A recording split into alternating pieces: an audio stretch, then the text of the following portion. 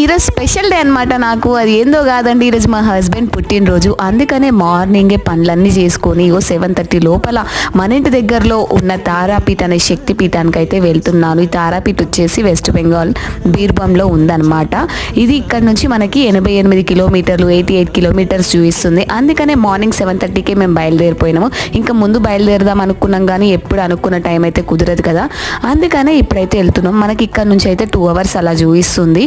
ఇంకా ఇంటి దగ్గర నేనైతే బ్రేక్ఫాస్ట్ చేసిన. ఇంకా బ్రేక్ఫాస్ట్ చేసి ఇప్పుడైతే చాయ్ అయితే తాగుతున్నాం. ఇంకా మనం అయితే తారాపీఠకి అయితే వచ్చేసినాం. 2.5 hours తర్వాత మొత్తం ఘాట్ రోడ్డే ఉందన్నమాట. అసలు హైవే సరిగ్గా లేదు కూడా.